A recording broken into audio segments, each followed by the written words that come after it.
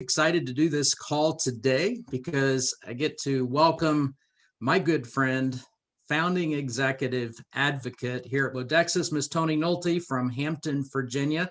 Toni, good day to you. Same to you, Randy. Always good to be with you. Fantastic. Well, I'm excited to talk about this topic. I know you and I mean, our paths have crossed a lot over the years in network marketing. The industry has been a blessing to both of us. I mean, I probably shouldn't say this, you'll probably kill me, but over 50 years experience between us.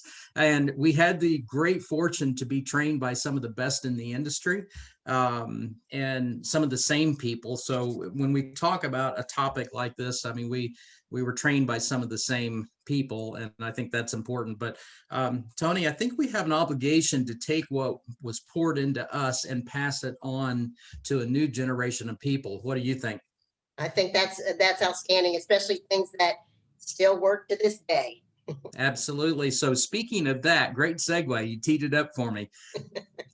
The power of an effective three-way phone call. With all the technology today, I still think that a three-way phone call done properly is as powerful as any piece of technology that you would ever want to use that's available today. And Toni, we were talking about this earlier. I think actually it's probably even more effective because it's so unique today. So any thoughts on that? No, I agree with you. I think it's unique. You might look at it as a dinosaur thing, but actually it's still effective. It's still powerful. When used the right way, we still use it. It still works. Absolutely. So the power of an effective three-way phone call. So what is an effective three-way phone call? And in my mind, I think you break it down into 5 components. Number 1 is the setup of the call. Number 2 is the call and an intro. Number 3 is the discussion, so the body of the call. Number 4 then is the close and the edification. And then number 5, of course, is done by the person with the prospect after the fact. Maybe it's within a few hours, maybe it's within 24 hours. I would think not more than that, but of course is the follow-up. So let's go back to number 1. And I wanted Toni to be with us because one of her gifts is training. She is amazing at breaking it down and making it simple. And I really want you guys to listen into what she has to share with you today. But so let's go back to number 1, the setup. You've got the appointment, or do you not have an appointment? But how do you do a proper setup of a call? Proper setup of a call is definitely by appointment with the upline, with the person that you want to have this phone call with. The prospect is good, but not necessary. So the upline, the appointment is crucial. And so getting a hold of them first, finding out good time, availability, and then setting that up. 3 o'clock on Tuesday, I got you to do a three-way phone call with me. Excellent. So having an appointment with the upline is just a must, right? It is a must, because if you don't, and you don't catch them at the right time, or you haven't shared with them, letting them know who the prospect is, what's your goal, a little bit about them, so that three-way phone call can be as effective as you want it and need it to be. So it's very important, and then you don't want to catch them off guard, because there's a lot of things that happen afterward if you don't do it right that mess up the whole process. Absolutely. So with the prospect, your prospective customer or team member, having an appointment or not having an appointment, can it go either way? For the prospect, either way. You can give them a head, or hey, we're going to be calling you, or want to share a little bit of information, whatever it may be. But not necessarily. It's more important that the upline is the appointment. The prospect could be, couldn't be, either way. Fantastic. Okay, there you have it. So number 1 is the setup. So number 2, the actual call and the introduction. I don't need to say anything else. I'm let you run with this, because I know you've got some strong thoughts about how to do this correctly. It's amazing the things you take for granted. But okay, first of all, making the phone call, get the prospect on the phone. First question: hey, Carol, it's Toni. Is this a good time? No, it isn't. Then at that point, you end the call with the prospect. That prospect never knew anybody else was on the call. You don't introduce them, you say nothing. and you just say, okay, when might be a good time? Well, maybe in an hour or whatever. Okay, great, I'll call you back. And you hang up the phone. Okay, so if you're my upline and I'm calling somebody and maybe I'm calling Christian Potter, I'll pick on him a little bit. But hey, Potter, thanks for taking my call. Is this a good time for you? And he says no. And I go, well, Potter, I've got Toni on the line. Big no. Okay. No, because it can do so many different things in the wrong direction, and you just don't need to. You just cut it off and then reset. That's it. Yeah, you never want to embarrass your prospect, right? By saying no. You don't want to embarrass your prospect. But again, there's a domino effect that goes in the other direction by simply just not doing that. Get step 2 right, folks. I'm telling you, if you learn how to do the call and everything that Toni's teaching you today, and you learn how to do this right, you do it over and over and over again, your team is going to grow, especially if you can teach them to do the same. And we're making this tool for you to make the teaching part just simple. It's plug and play. What she's telling you works, and she's been taught by some of the very best, most successful names in the industry, period, over time. So listen to what she's got to say. Do number 2 right. Number 3, the discussion. So the body of the call. What is okay to do? What is, heck no, you better not do it if you want me to do a call with you. So go ahead. Gotcha. So the do's and don'ts, right? So the do is, number 1, always be teachable in this business. And so you have an opportunity right there to listen. Listen to your upline, listen to what they're saying, because you're learning, even possibly taking notes for a couple of reasons. One, for yourself, because you may be the one doing the 3-way phone call for your team.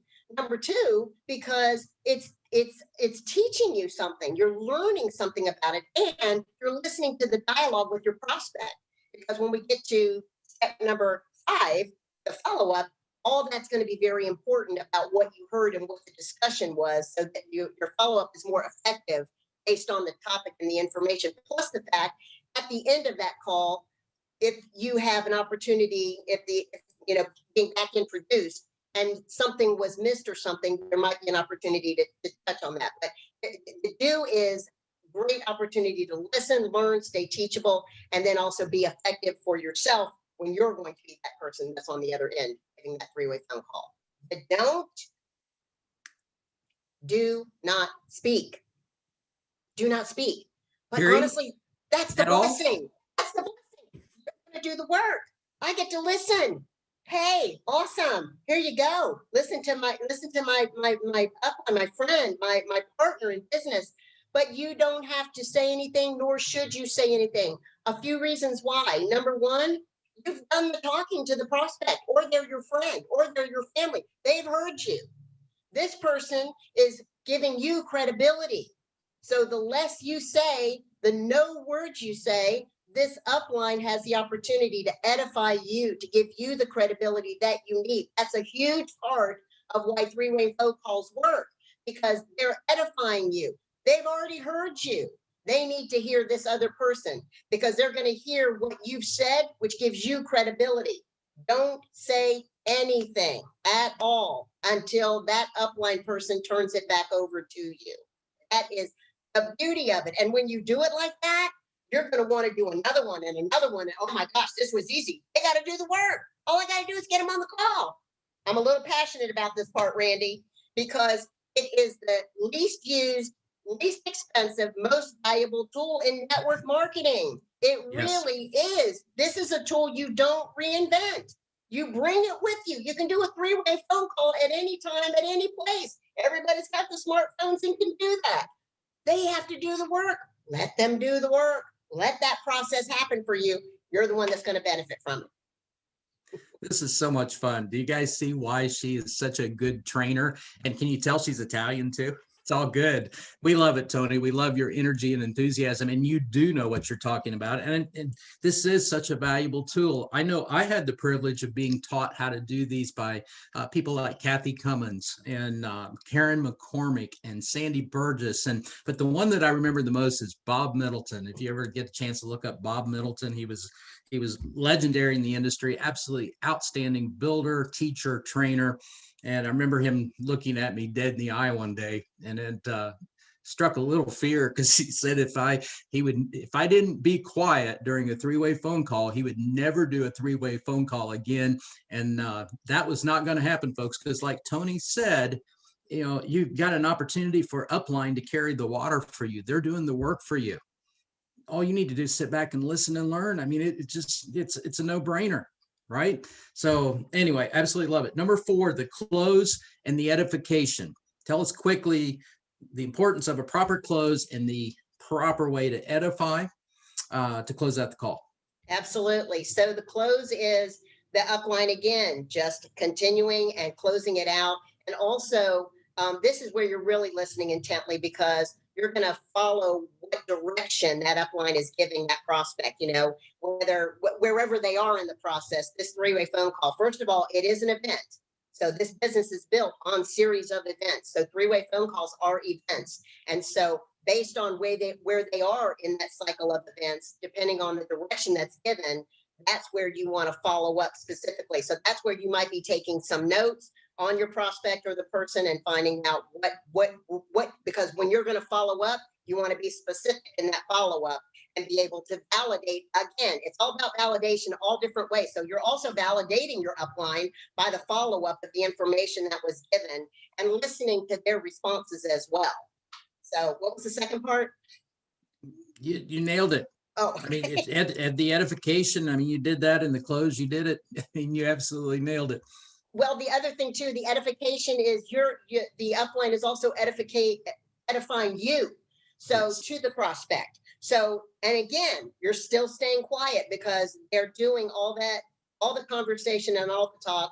And then they're also edifying you, which helps with your prospect and edifying, per se the business and everything to cause them to want to do it. This is a duplicative business. And doing it that way, you're teaching everything you do. You're teaching someone how to do it. They're not going to listen to you. They're watching you. They're watching how you're doing it. So when you're doing it correctly and this right way in this certain timeline and following these steps, everybody and anybody would have no fear of doing these and wanting to do them. 100%. The other thing that I always enjoyed when I was a really good listener on these calls is that by listening, I could identify very clearly by the end of the call where my prospect was in the process, what tools I needed to get to them, where their interest level was. Is it a, yes, I'm ready to go, I'm on third base, or I'm, no, I'm still on first base, kind of figuring this out a little bit, and maybe I'm going to go to second base, the old baseball diamond approach. But you could quickly identify where people were in the process and know what I needed to do further with them. So look, Toni, this has been absolutely fantastic. Again, it's the right now, because of all the technology out here, it's the least used tool, but I'm telling you folks, it's the most effective still to this day if you do it right. And whoever does the most effective three-way phone calls is going to see the most growth in their business, especially if you do it over a 30-day window. And you're looking at one of the queens of three-way phone calls right here. So we're going to close out with one last thing. Timeline. How long, and there's some different opinions on this, but I know I've got a very strong one. How long should an effective phone call be? If it's more than how many minutes, Toni, do you completely lose the whole value of the whole thing? Honestly, if it's more than 10, 12 minutes, you just don't want to get past that. You certainly don't want to get past 15 minutes. Anything past that, it really loses the value of the whole thing, because again, like I said in the beginning, it can take into a whole nother direction.